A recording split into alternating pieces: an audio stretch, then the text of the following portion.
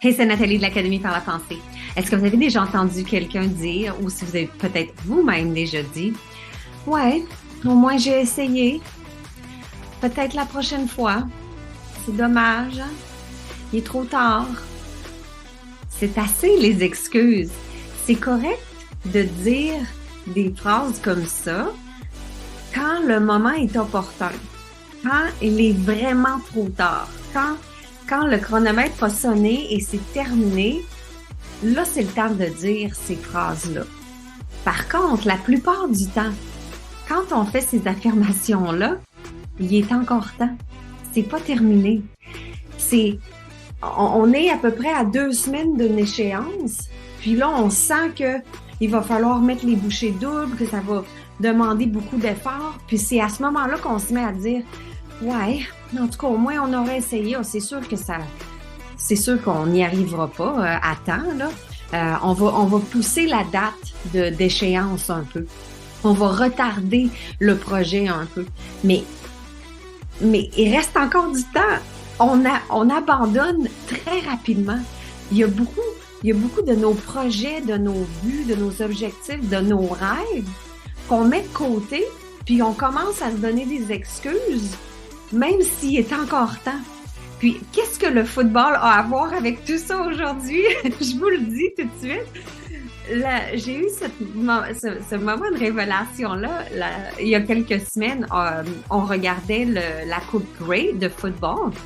Puis, les Toronto Argonauts ont renversé la partie contre les Blue Bombers de Winnipeg qui étaient en train de gagner. Puis, dans la dernière minute, les Toronto Argonauts ont changé le pointage final. Ils ont fait un touchdown, puis ils ont gagné la partie dans la dernière minute.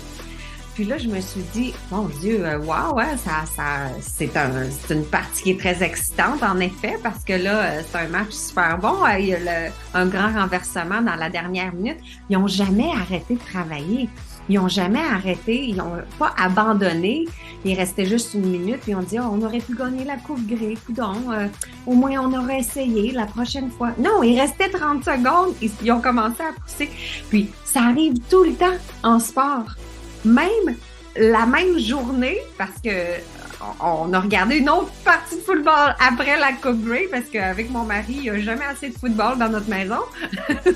Puis Kansas City a renversé la partie contre les Chargers dans les derniers 30 secondes. Même chose. Mais ça arrive souvent dans les sports. Alors pourquoi est-ce que dans notre vie de tous les jours, on abandonne si vite, même quand il reste encore du temps? Alors comment on fait pour savoir s'il reste encore du temps? En fait, si vous respirez, il reste encore du temps. C'est ça l'indice qui peut vous donner une indication qu'il est encore temps. Alors, ce projet-là que vous vouliez faire, il est encore temps. Ah, j'aurais aimé ça écrire un livre, moi, dans ma vie. Ah, j'aurais aimé ça peut-être me marier. Ben oui, il est encore temps. Non, il est trop tard pour rencontrer quelqu'un à mon âge. Non, il est pas trop tard. Ah, il est trop tard pour bâtir cette équipe-là dans mon équipe.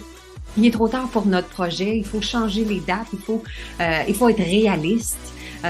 Souvent, être réaliste, c'est important. Il y a des moments où il faut juste dire, OK, on s'était engagé à cette deadline-là, à cette échéance-là, on met les bouchées doubles, on y va, on est capable d'y arriver. Alors, il est toujours temps. Alors, pensons un peu plus comme des joueurs de football dans nos objectifs, dans nos rêves, dans tout ce qu'on veut accomplir, parce que il est encore temps. Alors, je vous invite à utiliser nos leçons qu'on a des joueurs de football pour avancer les projets qui vous tiennent à cœur.